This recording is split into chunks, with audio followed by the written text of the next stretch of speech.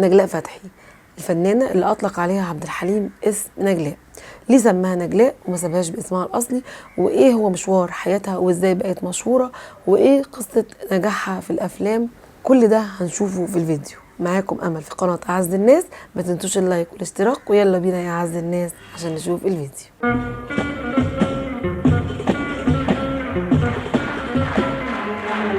نجلاء فتحي قدمت اجمل افلام السينما المصريه الرومانسيه، كانت مشهوره جدا برومانسيتها، بوجهها الملائكي كده وجمالها. عملت ثنائي جميل جدا مع محمود ياسين.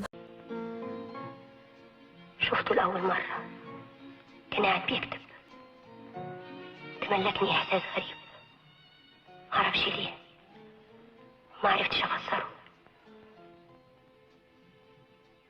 ومع نور الشريف ومع محمود عبد العزيز عملت شويه افلام رومانسيه لذيذه ومشهوره جدا. نجلاء فتحي اتولدت سنه 1951، اسمها الحقيقي فاطمه الزهراء، لكن عبد الحليم ما حبش انها تطلع في التمثيل باسم فاطمه الزهراء لانها بنت الرسول.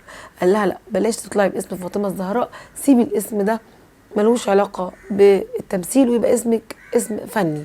فناس كتيره حبت تسميها سالي وناس كتيره حبت تسميها اسامي تانية، لكن عبد الحليم قال لها اسم نجلاء فتحي اسم فني حلو. وتعرفت بقى نجلاء فتحي باسم نجلاء فتحي. عاشت طفولتها في مصر الجديدة، لكن أبوها وأمها انفصلوا وهي عندها 11 سنة، لكن باباها كان عايش في الفيوم ومامتها عايشة في مصر الجديدة. خدها باباها فترة تعيش في الفيوم، ما استحملتش وقالت له أنا عايزة مامتي، وفعلا سمع كلامها ورجعها لمامتها وعاشت مع مامتها في مصر الجديدة.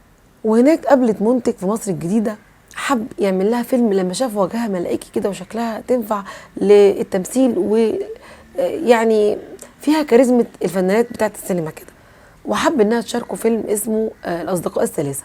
لكن طبعا عبد الحليم كان وقتها هو صديق العيله، فمامتها قالت لا، احنا لازم ناخد راي عبد الحليم ونشوف هيوافق ولا لا.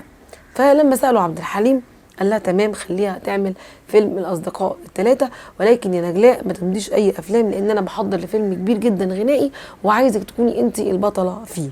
طبعا عرفت هو ايه الفيلم، فيلم أبي فوق الشجرة. كان فعلا عبد الحليم عقد النية على ان تكون البطلة قدامه هي نجلاء فتحي، لكن نجلاء فتحي بعد نجاحها في فيلم الأصدقاء الثلاثة بقى ايه، يجولها بقى منتجين ومخرجين، وانبهرت بالأضواء وانبهرت بالشهرة ووافقت على أول فيلم جالها بطولة كان فيلم أفراح، ونسيت كلامها مع عبد الحليم أو كلامه. فعبد الحليم زعل منها جدا وقال لها انا كنت ناوي ان انا اخليكي معايا في الفيلم، وكان طبعا ده اخر فيلم لعبد الحليم، وهي اتمنت او اعتقدت ان عبد الحليم هيعمل افلام تانية وهياخدها، بس عبد الحليم كان اخر فيلم ليه ابي فوق الشجره. ولكن وقفت معايا في الاذاعه في مسلسل ارجوك لا تفهمني بسرعه، وكان مسلسل 30 حلقه، فكانت فرحانه قوي لانها واقفه اطول وقت ممكن مع عبد الحليم. عبد الحليم حافظ، نجلاء فتحي، وقصة محمود عوض أرجوك لا تفهمني بسرعة. بتمثل الإذاعة المسلسل ده، لكن هي كانت تتمنى وبتقول إن كانت نفسها تعمل دور في السينما مع عبد الحليم، زي كده فيلم أبي فوق الشجرة مثلا. وعملت هي إعادة لأفلام فاتن حمامة، وكانت الفترة بتاعتها قالوا عليها إنها فاتن حمامة السبعينات، لأن الأفلام دايما لما بتتعاد دايما معروف إن الأصل بيبقى أفضل من الصورة. وتقدمت إليها وكلي حرارة. اسمحي لي أقدم لك نفسي، أنا الأستاذ محمود حسين الكاتب المعروف. أنا ما تصورتش أبدا إنك تعرفيني. وإنتي اسمك إيه؟ منى. دي تالت مرة بنشوف فيها بعض. لكن هي قعدتها بطعم تاني، يعني ما جرحتش الفيلم الأصلي، الفيلم الأصلي فضل برونقه وجماله، وكمان عملت هي الفيلم برونق وجمال تاني.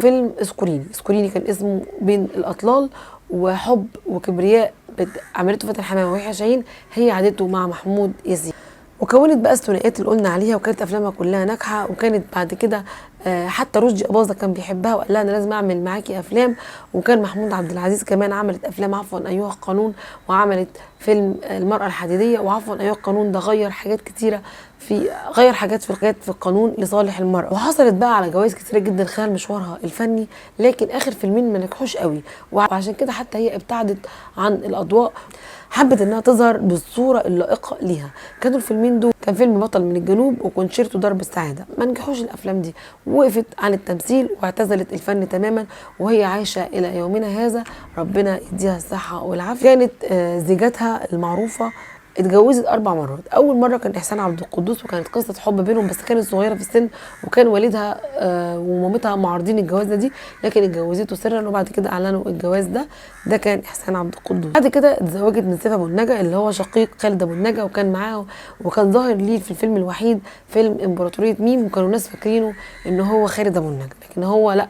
وناس كتير كانت فاكره برضو ان هو ابن فاتن حمامه علشان فيه شبه من عمر الشريف، لكن هو لا، هو اخو خالد ابو النجا، وكان زوج الفنانه نجلاء فتحي في وقت من الاوقات. وبعد كده اتجوزت امير عربي، عاشت معاه في لندن 3 سنين، وبعد كده انفصلت منه، وكان اخر ازواجها الاعلامي حمدي قنديل، وده عاشت معاه لحد ما توفى سنه 2018. وكانت نجلاء فتحي ليها اخت تشبهها تماما، وكانوا حتى نفسهم انها تمثل معاها، لكن اختها ما كانتش ميولها فنيه. فكانت نجلاء فتحي يعني رمز كبير للرومانسيه، وعلم كبير من اعلام الفنانات المتألقات على الشاشة.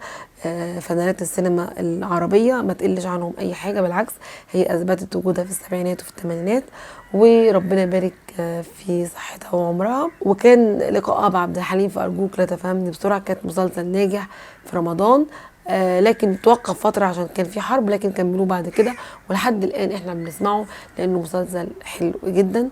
اتمنى يكون الفيديو عجبكم. ما تنسوش بقى اللايك والاشتراك في القناه عشان يوصل لكم كل جديد بنقدمه في اعز الناس يا اعز الناس.